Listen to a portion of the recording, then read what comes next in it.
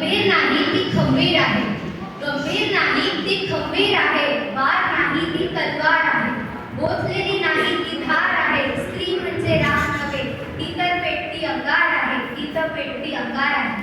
सन्माननीय व्यासपीठ, आजच्या कार्यक्रमाचे अध्यक्ष, प्रमुख पाहुणे, वंदनीय गुरुवर्य आणि माझ्या विद्यार्थी मित्र मैत्रिणींनो, मी अंजली रवींद्र पवार आज महिला सक्षमीकरण म्हणजेच वुमन एम्पॉवरमेंट या विषयावर बोलणार आहे.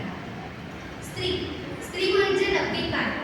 स्त्री सुद्धा एक मनुष्यच असते. स्त्री सुद्धा एक मनुष्यच असते, तिलाही तिचे आयुष्य असते. स्त्री सुद्धा एक मनुष्यच असते, तिलाही तिचे आयुष्य असते. तुडवली तर नागिन असते, डिवचली तर वाघीण असते, तान्ह्या बाळाची नीज असते, कडाडली तर बीज असते आणि तिच्याच गर्भात या भविष्याचे बीज असते. अशी स्त्री ही एक दिव्य शक्ती असते. महिला सक्षमीकरण, महिला सबलीकरण, वुमन एम्पॉवरमेंट असे मोठमोठाले शब्द आपण रोज कित्येकदा बोलतो, ऐकतो, पण खरंच खऱ्या अर्थाने महिला सक्षम आहेत का यावरही विचार करणं तितकंच गरजेचं आहे. भारत हा देश अनेक शतकांपासून पुरुषप्रधान संस्कृतीने ग्रासलेला देश आहे. स्त्री म्हणून जन्म झाला याचाही संकोच वाटावा अशी परिस्थिती एकेकाळी निर्माण झाली. 13व्या शतकात संत जनाबाई यांनी स्त्री जन्म मनोनी न व्हावे उदास असे त्यांच्या अभंगातून सांगितले, ज्यावरून त्या काळातील परिस्थिती लक्षात येते, जी आजही फार काही वेगळी नाही. भारतीय राज्यघटनेचे शिल्पकार डॉक्टर बाबासाहेब आंबेडकर असं म्हणतात की जर एखाद्या देशाची तुम्हाला प्रगती मोजायची असेल तर ती तिथल्या महिलांच्या प्रगतीवरून मोजा. खरंच त्यांचं हे विधान मला फारच मौलिक वाटतं. म्हणतात ना, एक स्त्री शिकली की ती संपूर्ण कुटुंब सुशिक्षित करते.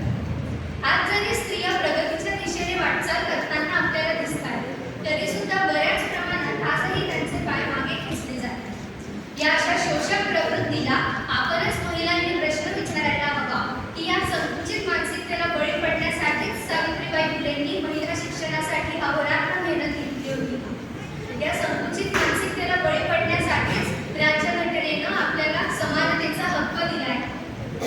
जगभरातील स्त्री पुरुष समानतेचा आलेख जर अभ्यासला तर त्यात अनेक बाबतीत भारत हा देश इतर देशांपेक्षा कायमच मागे आहे. हा आलेख आता आपल्यालाच बदलायला हवा.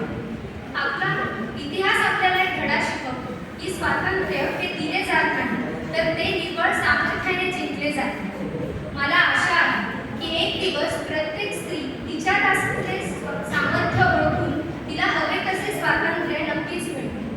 शेवटी एवढंच म्हणते, नथ चेहऱ्याचं सौंदर्य फुलवते, नथ चेहऱ्याचं सौंदर्य फुलवते, पण देऊ नकोस तिला तुझी वेसण. बांगड्यांची किंकिण मन भारावते, बांगड्यांची किंकिण मन भारावते, पण विसरू नको तुझ्या मनगटातली ताकद. पंजरा